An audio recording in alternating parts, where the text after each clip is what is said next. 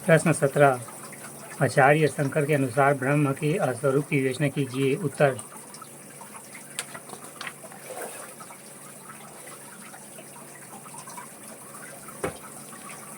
शंकराचार्य ने ब्रह्म के स्वरूप को अभिन्न प्रकार से व्यक्त किया है।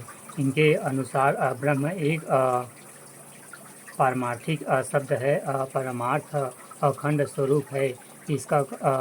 इसका कभी भी बांध या खंडन संभव नहीं है।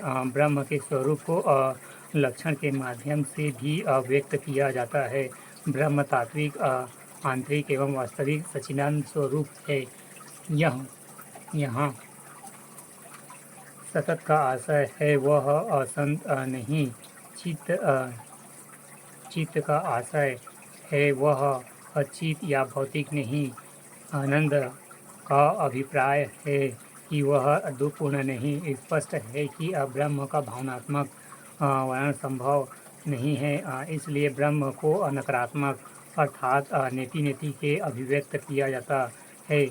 ब्रह्म के अन्य लक्षण आगंतुक और अपरिमाणिक है, जिन्हें तटस्थ लक्षण कहा जाता है। अतः ब्रह्म के दोनों स्वरूप अर्थात स्वरूप और तटस्थ लक्षण के स्वरूप की ओर संकेत करते हैं, किंतु फिर भी शंकराचार्य ब्रह्म के तटस्थ लक्षणों को व्यवहारिक दृष्टि से ही स्वीकार करते हैं, जो आंतरिक है। उनके लिए उनकी प्रसिद्ध उक्त ब्रह्म सत्य जगत मिथ्या जीवों ब्रह्मों न पर ब्रह्म ही एकमात्र सत्य है। जगत मिथ्या मूलतः जीवन और ब्रह्म एक ही है, उनमें से कोई भेद नहीं है को अस्वीकार करते हैं। इस प्रकार ब्रह्म के स्वरूप का वर्णन किया जा सकता है।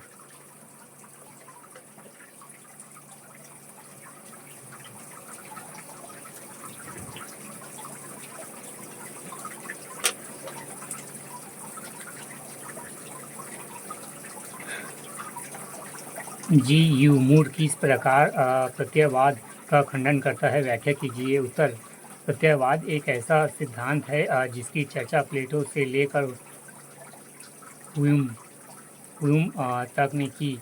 इसलिए इस सिद्धांत पाश्चात्य आधुनिक दर्शन की एक जटिल अवधारणा बन गई।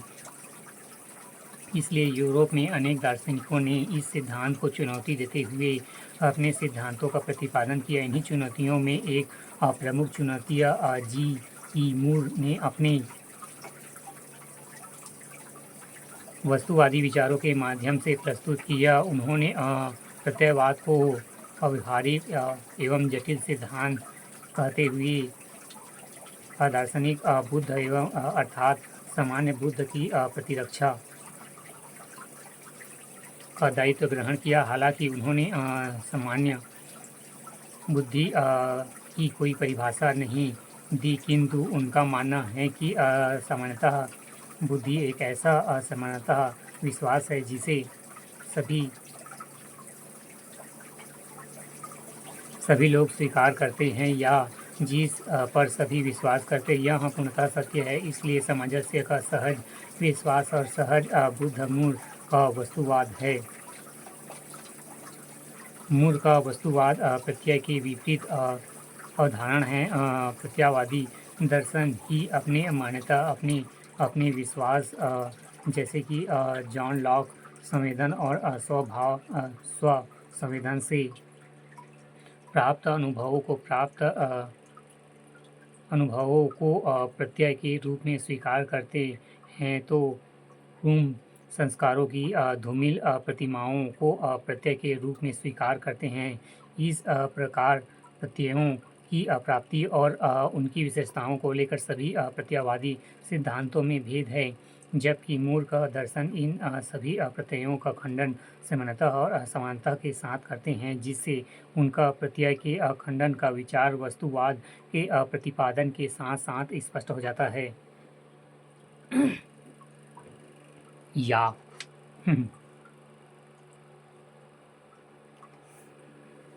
जी.ई. मूर एक ऐसे दार्शनिक है जिन्होंने भाषा प्रयोग की अस्पष्टता और भाषा की अनेकार्थता के कारण उत्पन्न समस्या अर्थात प्रत्ययवाद की समस्या का निराकरण अपने वस्तुवादी सिद्धांत के माध्यम से करते हैं। वे प्रत्ययवाद के जटिल सिद्धांत के आधार पर सहज बुद्धि प्रत्यक्षा का प्रयोग अपने वस्तुवाद की स्पष्टता में करते हैं। उनका मानना है कि प्रत्ययवाद एक जटिल, अव्यवहारिक, अबोधगम्य अबोध अबोधगम्य और स्पष्ट एवं भाषाई जटिलता का परिणाम है, जो सामान्य बुद्धि के लोगों के लिए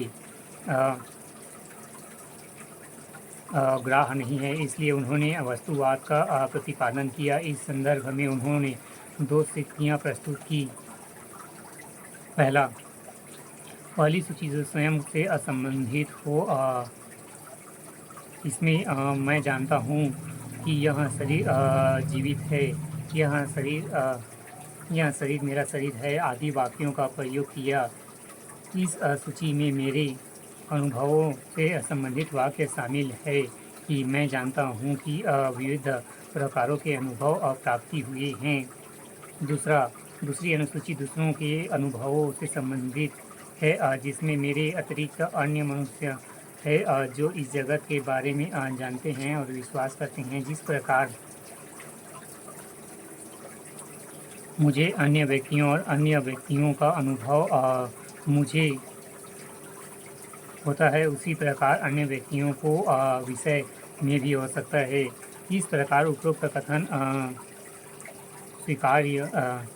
सर्वस्वीकार्य सामान्यतः विश्वास है।